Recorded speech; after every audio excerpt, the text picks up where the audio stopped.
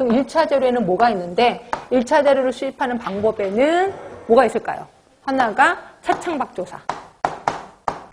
차창밖 조사는 이거예요. 그냥 차가 있다면 차를 타고 그 지역을 한번 쭉 돌아보는 거죠. 근데 차가 없어. 그러면 삼거리나 사거리 같은 데 그냥 앉아있어. 앉아서 지나가는 사람의 모습을 보는 거예요. 그래서 지나가는 사람 모습을 봤더니 가슴이 이렇게 파지고 짧은 미니스커트를 입고 막 야한 사람들 왔다 갔다 해. 아, 그럼 이 지역은 성병을 만날 수도 있겠다라고 약간 오버하지만 좀 감을 잡는 겁니다. 하여튼 이런 식으로 해서 지나가는 사람도 한번 훑어보고 그 다음에 가게에 들어가서 그 다음에 가게 상태도 좀 보고 이런 것들을 우리 차창밖 조사라고 표현하고 있습니다. 이걸 제일 먼저 해야 돼. 그러니까 2차 자료 활용하고 나서 자료가 없네. 그러면 1차 자료 중에서 제일 먼저 해야 되는 게 차창밖 조사.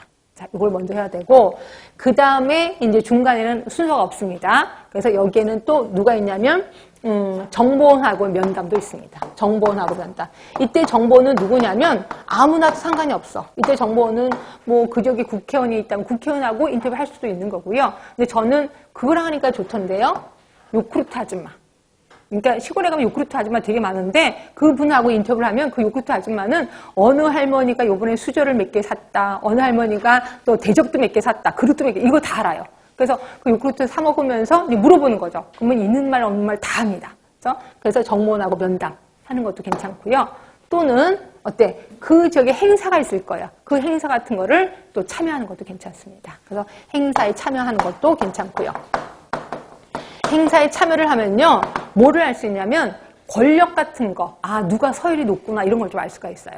제가 해인사 얘기를 자꾸만 해서 해인초등학교에는 그 해인사 바로 옆에 있는 게 해인초등학교인데 그게 거기 보면 해인사하면 스님들이 굉장히 막강하잖아요. 그래서 거기는 제가 기억으로 4월 7일로 알고 있는데 4월 7일은 스님들하고 주민들하고 배구대회를 하는 날이야. 그날은 토요일이든 월요일이든 상관없이 4월 7일이에요. 그래서 그때는 그냥 다 놀아. 그 지역이 다 논다고 생각하시면 돼. 그래서 혹시 4월 7일 날인가 그때 가면 거기는 호텔도 제가 노는 걸로 알고 있습니다. 그 행사 때문에. 그래서 제가 이제 당연히 행사에 참여를 했는데 보시면 이제 저는 그 스님들이 이렇게 파르라니 깎은 머리 그거 있잖아요. 스님들도 무슨 행사가 있으면 다 머리를 깎아요. 근데 진짜 눈이 부시더라고요. 스님들이 300분이 딱 앉아 계시는데 햇빛이 눈이 막 부시는 거예요.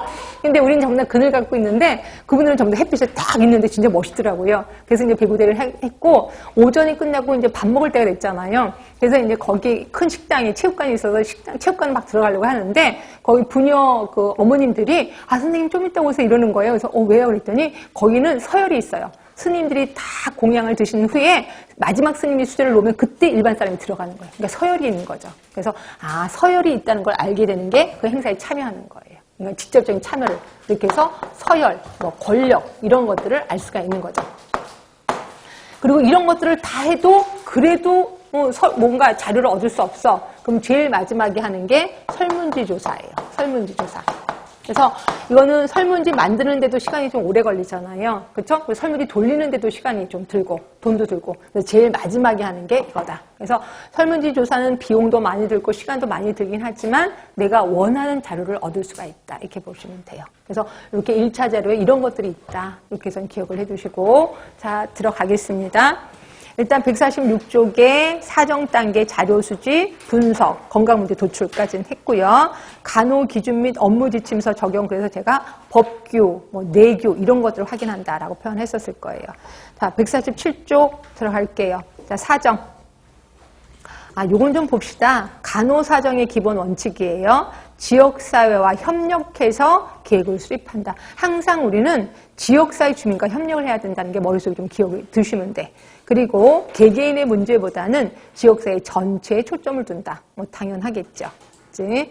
자, 그리고 4번에 보시면 지역사회 인구 집단의 건강 요구뿐만 아니라 지역사회가 가지고 있는 많은 강점을 파악하라는 거죠. 분명히 강점이 훨씬 더 많습니다. 그걸 좀 파악을 하라는 거고 그 다음에 5번에 보시면 인근 지역의 정보, 기존 자료